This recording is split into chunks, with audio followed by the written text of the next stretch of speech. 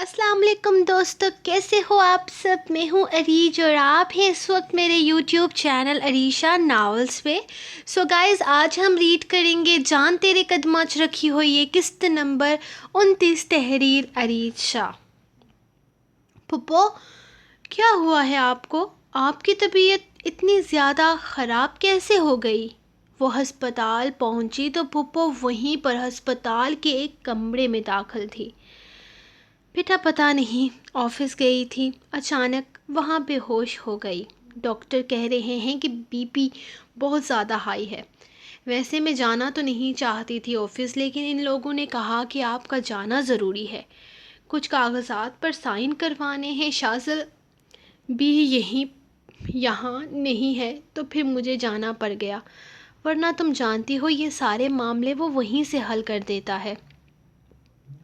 वो इसके पास आने पर बताने लगी थी, जबकि वो वहीं पर बैठी इन्हें सुन रही थी। गुस्से से इसके दिमाग की नसें चकराने को थी। हद नहीं हो गई? वो बंदा खुद तो लापरवाह होकर इनसे दूर बैठा था और यहाँ फुप्पो की हालत ख़राब हो रही है। इस बंदे को 1% भी परवाह नहीं थी फुप्पो की। और आप ऐसे इंसान के लिए वहाँ उसकी बर्थडे स्पेशल बनाने के लिए जा रही हैं। हद नहीं हो गई फूफो। एक तो मुझे आपका ये बेटा इतना बुरा लग रहा है ना कि अगर आज वो मेरे सामने होता ना तो मैं इसका कत्ल कर देती। तो कर दो कत्ल, मैं यहीं पर हूँ। इसे पीछे से मुस्कुराती हुई आवाज़ सुनाई दी तो वो अगले ही लम्हे सीधी होकर उसे देखने लगी थी। वो अस्पताल के दरवाजे पर खरा मुस्कुरा रहा था। शाज़ल, मेरे बच्चे, तुम यहाँ? सोमिया की खुशी की तो कोई इंतहा ही ना रही थी। इसे इस तरह से अचानक देखकर वो सरप्राइज्ड हो गई थी। जी हाँ, एक तो मीटिंग्स के लिए आया था ऑफिस, पहुंचा तो वहाँ पता चला कि आपको अस्पताल शिफ्ट किया गया है अचानक तबीयत ख़राब होने की वजह से। मैं सीधा यहीं पर चला आया हूँ। आपको क्या हुआ है आपको? वो मुस्कुराती नज़र अरूम को देखकर वहीं बैठ गया था। कुछ नहीं, बस तबीयत अचानक ख़राब हो गई थी। वो लोग मुझे यहाँ अस्पताल ले आए तो तुम्हें यहाँ देखकर मुझे बहुत खुशी हो रही है। सच मुझे बेहद सच में वो बेहद खुश लग रही थी, जबकि वो हल्का सा मुस्कुरा दिया। वो इनसे ज़्यादा बात करता ही कहाँ था, बस हाय हेलो तक की बात थी और बस ख़त्म। चले, मैं आपके डिस्चार्ज पेपर तैयार करवा के आता हूँ, साथ ही घर चलते हैं। भूख लग रही है, घर चलकर कुछ खाते हैं। वो इनके करीब से उठने लगा जब नज़र एक दफ़ा फिर से अरूम पर गई थी, जो ज़मीन पर नज़रें गारे पता नहीं गुस्से में मुंह के कितने ज़ाविये बदल चुकी थी। तो कत्ल कब करना है? टाइमिंग बता दो, मैं इस टाइम पर हाजिर हो जाऊंगा। वो इसके कान के करीब झुकते हुए बोला था। मैं सिर्फ अपने गुस्से का इजहार कर रही थी, कोई पेशावर मुजरम नहीं हूँ मैं। वो इसे घूरते हुए बोली। कहीं वो सच में इसे कातिला ही न समझ रहा था,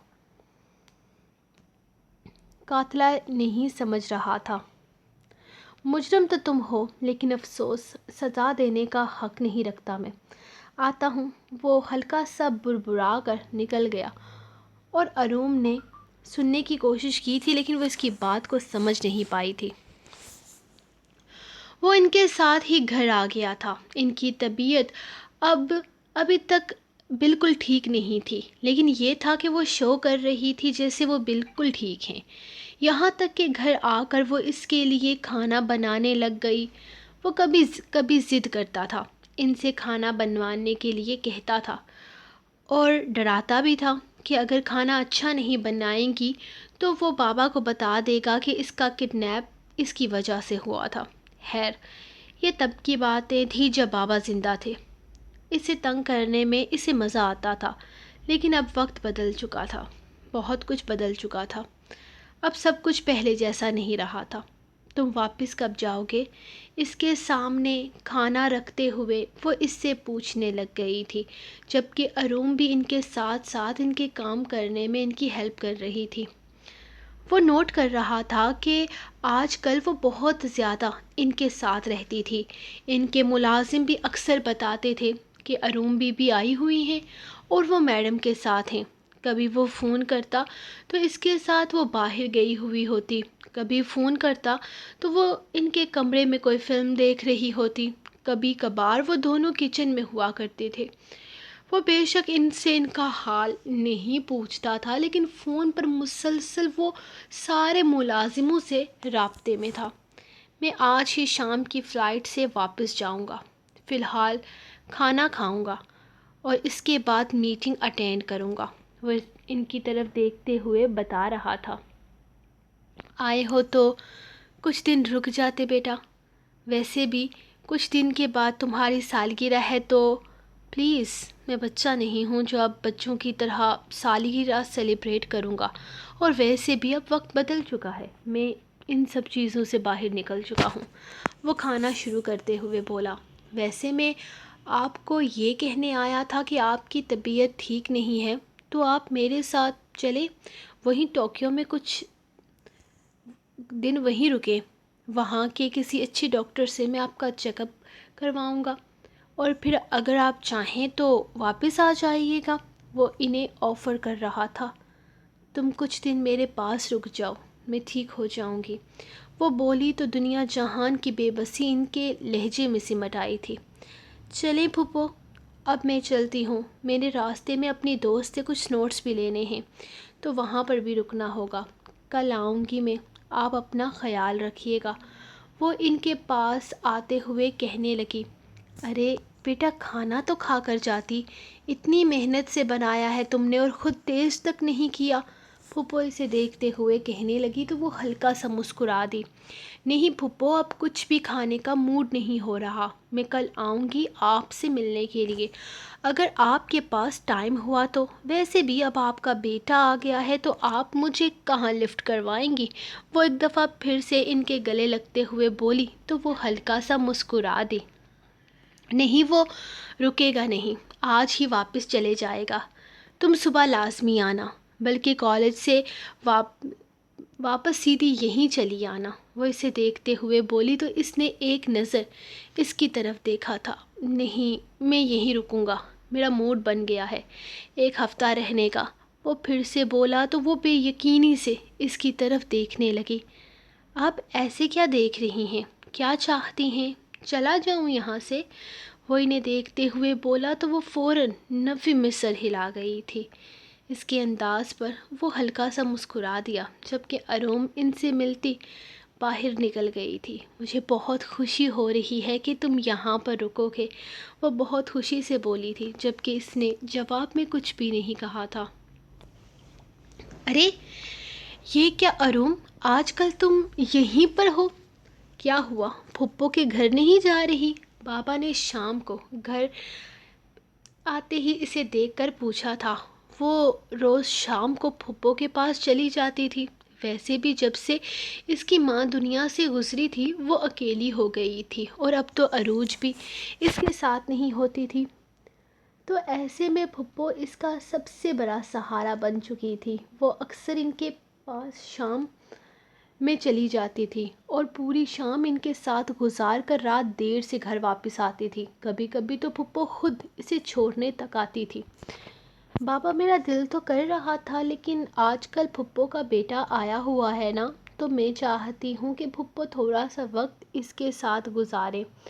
وہ بے شک پھپھو سے زیادہ پیار نہ کرے، انہیں اپنا سوتیلا سمجھے، لیکن وہ اس سے بہت پیار کرتی ہیں اور میں انہیں بالکل ڈسٹرب نہیں کرنا چاہتی، میں سوچ رہی ہوں کہ جب وہ واپس چلا جائے گا تب میں پھپھو سے ملنے جاؤں گی، اس نے مسکراتے ہوئے کہا۔